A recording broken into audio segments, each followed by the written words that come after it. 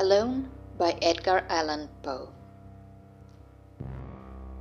In this video, you will see the lines of the poem to your left and the explication of the lines to the right. This is a follow-up to the recitation of Alone I made in a previous video. I shall be discussing the conflict of the persona being the speaker in the poem, or a representation of the alter ego, that is to say, Poe himself. My reflection is entirely based on my own reading and experience in the classroom. In this slide, we shall be exploring the way in which Poe presents childhood as the source of conflict. His conflict is based on the impossibility to feel and think as other people do. Therefore, I interpret this as an admission of abjection, meaning that he knew he was isolated from people. When your experiences are completely different from the experiences of others, you feel you are not being understood.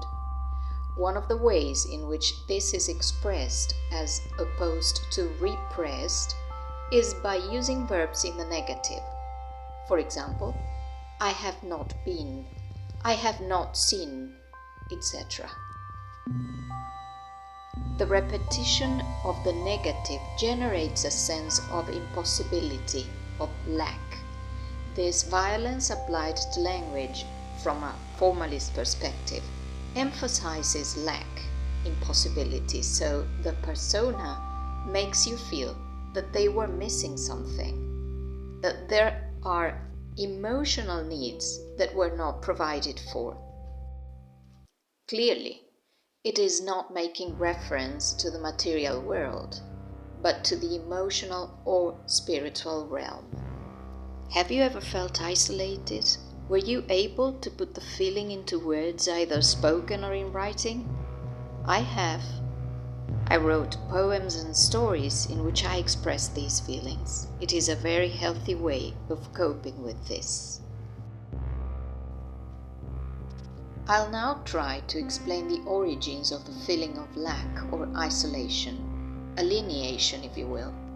If you study Poe's life, you will find out that he lost his parents at a very early age and he was adopted.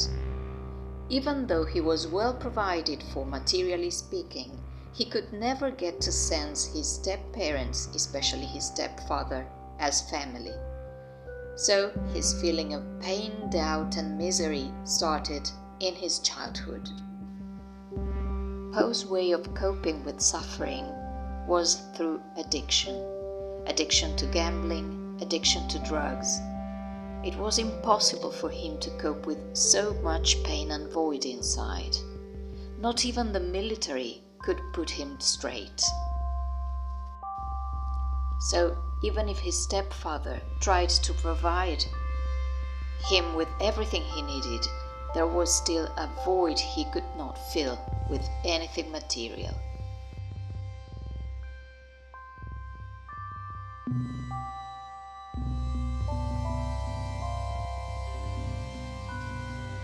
In this part of the poem, we are presented with a classical binary opposition, good against ill.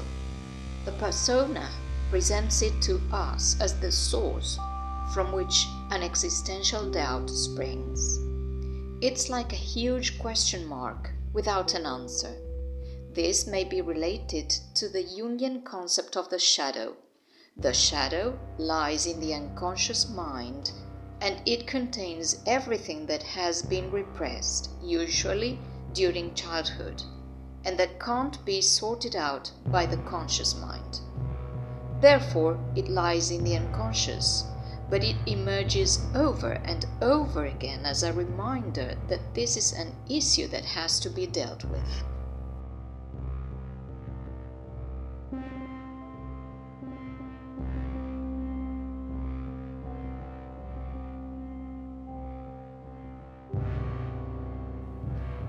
Then, the persona resorts to the realm of nature. A number of natural phenomena, are mentioned as well as natural settings or locations. They are part of life, but they are also part of death. They have a lot to do with the romantic view of the sublime. Nature as a living entity which is capable of nurturing or killing you in the fraction of a second. Nature as something that human beings cannot fathom. It causes awe, shock, depression, and everything Poe has described before.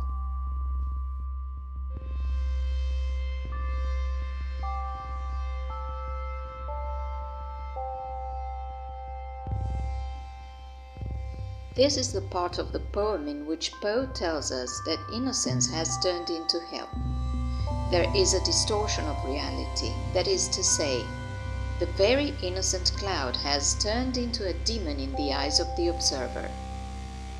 To put everything in a nutshell, this is the result of everything I've been discussing: lack during childhood, feelings of loneliness being repressed and being sent into the shadow, and finally, this shadow coming back to attack the persona or observer of an innocent cloud and turning the thing into a demon. This seems to be a very clear example of how the psyche works, and even though Poe didn't know what he was doing, he was explaining his whole life in a single poem. The truth is, this is not just Poe's life. It could be anyone's life. Probably, through the description of this apparition, he was letting us know that observing and meditating may help repressed emotions emerge. To sum up, I would like to say that sharing poetry, when you write it, when you read it, when you recite it, is sharing your heart, sharing your soul, and sharing your mind. If you liked this video, please subscribe, leave a like, and leave a comment.